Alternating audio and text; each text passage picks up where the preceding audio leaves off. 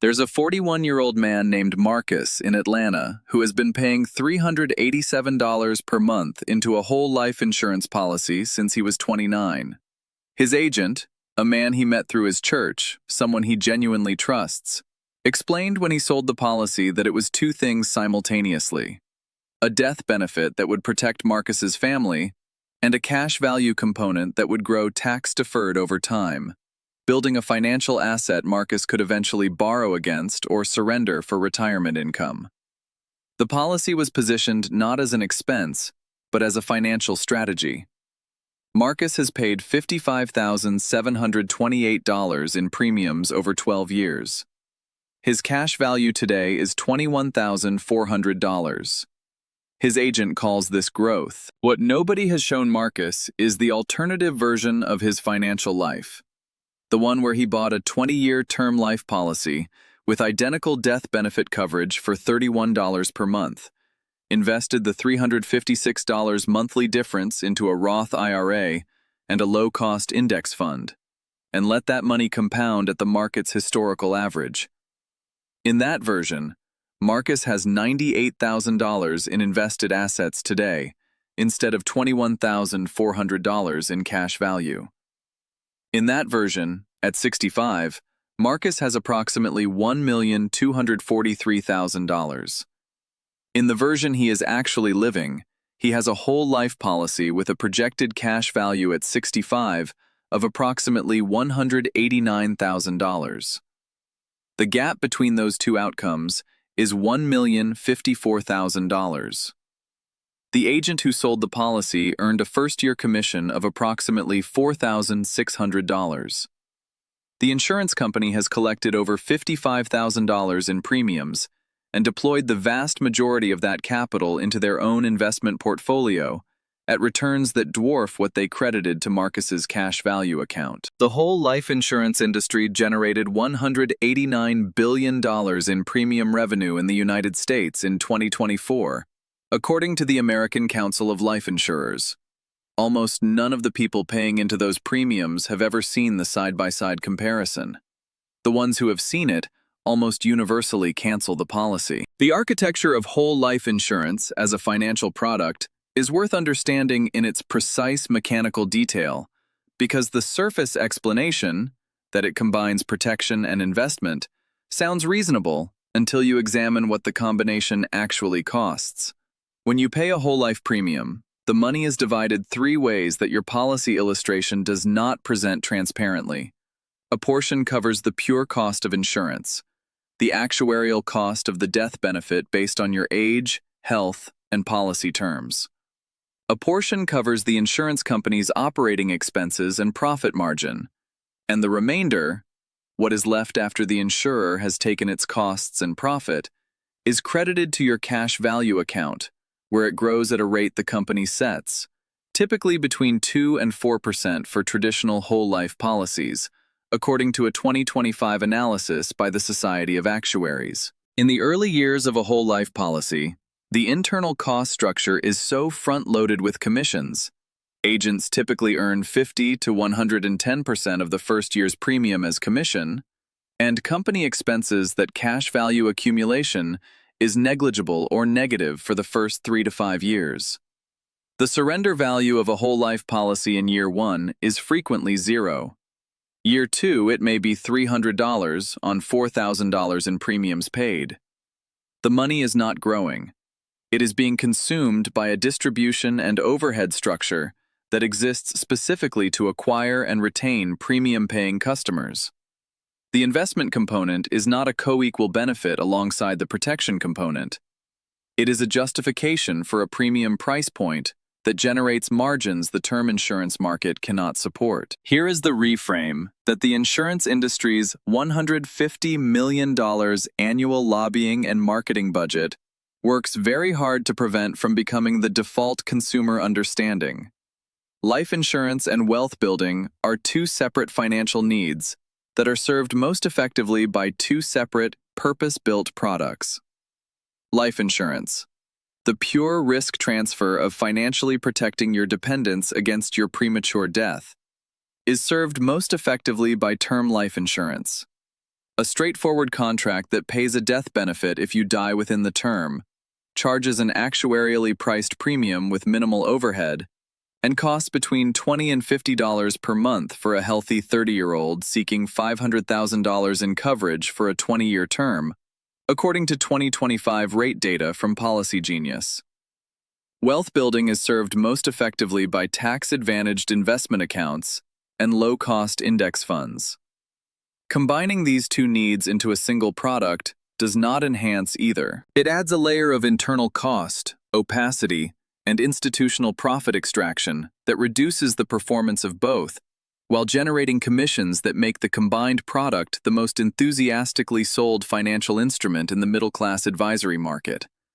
Let me show you exactly what that internal cost structure looks like in dollar terms, because the illustration your agent shows you is specifically designed to make this difficult to see. A 32-year-old woman named Jennifer is offered a whole life policy with a $500,000 death benefit and a monthly premium of $412.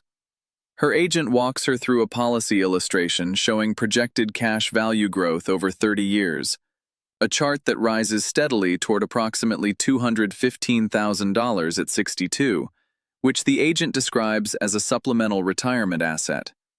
What the illustration does not show is the internal rate of return that $215,000 represents on $148,320 in total premiums paid over 30 years. When you calculate that return, it is approximately 1.8% annually. The same $412 per month invested in a total stock market index fund at 8% annual returns for 30 years produces approximately $556,000. The whole life policy produces $215,000 in cash value. The index fund produces $556,000. The difference is $341,000. And Jennifer still has $500,000 in death benefit coverage for her family because a 20-year term policy with the identical $500,000 benefit costs her $28 per month, leaving $384 per month to invest, rather than the full $412. The term plus invest strategy costs her less per month, provides identical family protection, and ends 30 years later with $556,000 instead of $215,000 in cash value. The whole life policy exists in this comparison as a product that is strictly inferior on every financial metric available to measure it, sold with great warmth and personal confidence by someone who earns a $4,000 to $5,000 commission from the transaction, and whose licensing exam contained approximately 4 hours of content on the products they sell. The policy illustrations deserve specific scrutiny because they are one of the most sophisticated pieces of financial misdirection in regular use with retail consumers. A whole life illustration projects cash value growth using a combination of guaranteed and non-guaranteed elements. The guaranteed column shows the absolute contractual floor, what the policy is worth if the insurer credits only the guaranteed minimum interest rate, typically 2 to 3%.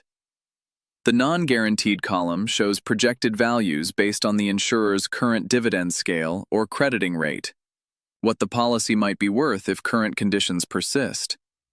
Agents nearly universally present the non-guaranteed column as the expected outcome, while noting in passing that it is not guaranteed. In practice, many whole life policies issued in the 1980s and 1990s were illustrated at crediting rates of 8 to 9%, rates that were plausible in an 8% interest rate environment, and have since credited 4 to 5%, producing cash values dramatically below what policyholders were shown at purchase.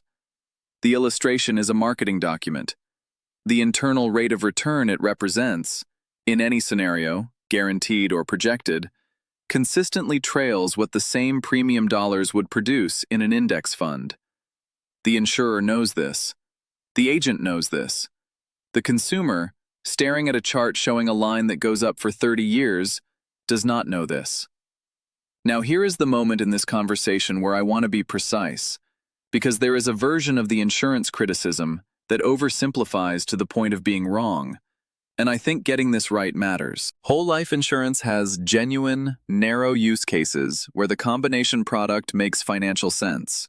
For ultra-high net worth individuals with estate tax liability above the federal exemption, $13.61 million in 2024, whole life held inside an irrevocable life insurance trust can be a legitimate estate planning tool because the death benefit passes to heirs income tax-free and outside the taxable estate.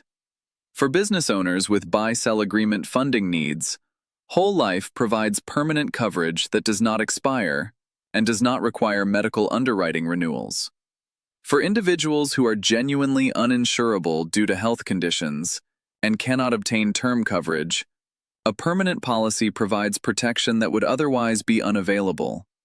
These are real use cases. They apply to a small percentage of the population and almost never to a 32-year-old middle-class professional buying their first insurance product from a church connection or a friend of a friend referral. The product being sold in living rooms and over lunch to the vast majority of whole life purchasers is not an estate planning instrument for complex, multi-generational wealth transfer. It is a retirement savings product with a 1.8% internal rate of return, sold at 50 to 110% first-year commission, to people who have not been shown the comparison. Do you think the life insurance agents selling whole life policies to middle-class families genuinely believe it is the best product for those clients? Or do they know the term plus invest math and choose not to show it because their commission depends on the outcome? I have asked that question in a lot of different rooms, and the answers are almost never straightforward, which tells you something important about the industry's relationship with its own product truth. The action framework here is genuinely simple in structure, even if emotionally complicated for people who have been in a whole life policy for years and feel the pull of sunk cost. If you do not currently have life insurance and you have financial dependents, a spouse, children, anyone whose financial security depends on your income, your first move is a 20-year term policy from a highly rated carrier. A healthy 30-year-old can obtain $500,000 in coverage for $25 to $35 per month. A healthy 40-year-old pays approximately $55 to $80 per month for the same coverage. Use an independent broker or a comparison platform like Policy Genius or Term for Sale to obtain quotes from multiple carriers simultaneously. The application process takes 45 minutes. Buy enough coverage to replace your income for 10 years. Your human capital is your largest financial asset, and the insurance exists to protect the people who depend on it. Set the policy for 20 years, long enough to cover your dependents through their most financially vulnerable period, and then invest the premium difference aggressively. If you are currently inside a whole life policy, the analysis is more nuanced. Start by requesting an in-force illustration from your carrier, a document showing projected values forward from your current position, given continued premium payments versus surrender today. Calculate the internal rate of return on the projected cash value using a present value calculator. If that internal rate of return is below 5%, which it will be in the overwhelming majority of cases, and you are more than 5 years from the policy's break-even point where cash value exceeds total premiums paid, the financial case for continuing is weak. The decision is complicated by whether you have other insurability concerns that would affect your ability to obtain replacement term coverage, which you should evaluate first. If you are healthy and insurable, obtain replacement term coverage before surrendering the whole life policy. Do not have a coverage gap. Once term coverage is in place, surrender the whole life policy, take the cash value, invest it in a Roth IRA or taxable index fund account, and redirect the premium difference to the same account every month going forward. The emotional weight of this decision is real. For many people, the whole life policy was sold by someone they trust, a family friend, a community connection, someone who sat at their kitchen table and expressed genuine care for their family's future.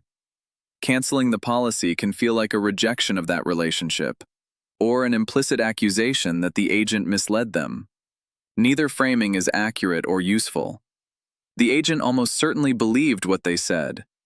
The financial product they sold simply does not perform the way the illustration suggested it would, and the honest acknowledgement of that does not require assigning malice to anyone in the transaction. It requires running the comparison that should have been run at the kitchen table, and making the decision the comparison supports. Marcus in Atlanta has his annual policy review call coming up next month. His agent will pull up the cash value figure, mention that it has grown from last year, discuss the dividend crediting rate for the coming year, and ask if Marcus wants to consider increasing his coverage as his income has grown. Marcus will feel, as he always does after these calls, that he is being taken care of by someone who knows what they are doing on his behalf. He will hang up and go back to his day. The $356 monthly difference between his whole life premium and what a term policy would cost him will continue its transit through the insurance company's general account. The $1,054,000 that does not exist in his retirement will continue not existing. And the comparison, the one document that would permanently change every financial decision Marcus makes for the rest of his life, will remain in the desk drawer of someone who earns more money when it stays.